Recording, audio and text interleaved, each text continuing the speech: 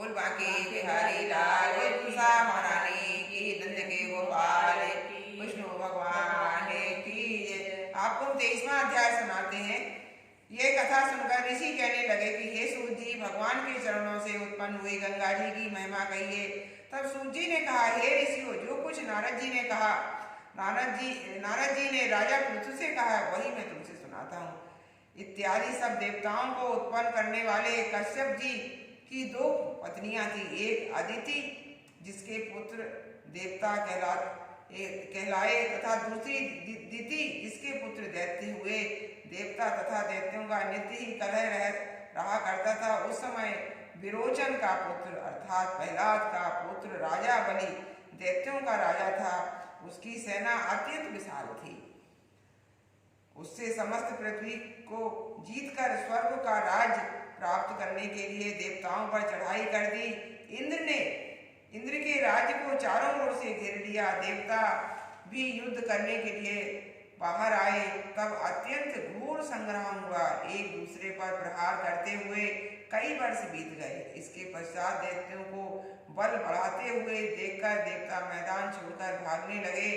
तत्पश्चात दैत्यों ने सारे स्वर्ग पर अपना अधिकार जमा लिया। बलि स्वयं इंद्र के आसन पर बैठने लगा। साथ ही देवताओं के समस्त कार्य अपने राक्षसों के अधीन कर दिए। यज्ञ की बलि भी आप ही लेने लगा। तब अदिति अपने पुत्र को दुखी देखकर बहुत चिंतित हुई। फिर वह अपना स्थान छोड़कर देवताओं के जय तथा दैत्यों की पराजय के निमित्त भगवान की तपस्या करने के लिए हिमालय पर्वत पर चली गई। वहाँ कुछ समय फलाहार रहकर कुछ काल भूखे पत्ते और कुछ काल तक पवन का ही आहार करती रही। फिर पैर के अग्रभाग से एड़ी होकर भगवान की तपस्या करने लगे। इस प्रकार 1000 वर्ष तक तपस्या की। मायावी राक्षसी अदिति की घोर तपस्या से चिंतित होकर राक्षसी माया से देवताओं का रूप धारण कर अदिति के पास जाकर कहने लगे कि हे माता, तुम हमारे लिए इतना घोर तपस्या क्यों कर रही हो?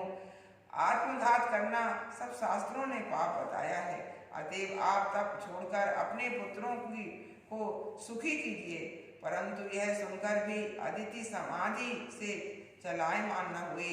तब उन्होंने अदिति को मार डालने का निश्चय किया। अतएव उन्होंने अदिति को जीवित जला देने के लिए उस वन में आग लगा दी। परंतु उस अग्नि में दैत्य स्वयं जल गए। अदिति को किसी प्रकार की हानि नहीं पहुंची और न ही इसका कुछ पता चला, क्योंकि भगवान ने अपने चक्र सुदर्शन से अदिति की रक्षा की थी। बोल विष्णु भगवान। जहाँ पाप 1000 पाप होते हैं, वहाँ भगवान आते हैं।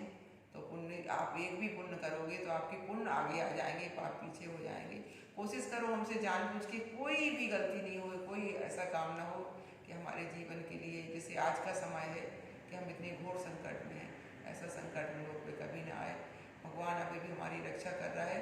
हम अच्छे काम अपने घर बैठ के करें। बोल विष्णु भगवान की जय। उनसे कामना करें कि सबकी रक्षा करो। बोल बांके बिहारी लाल।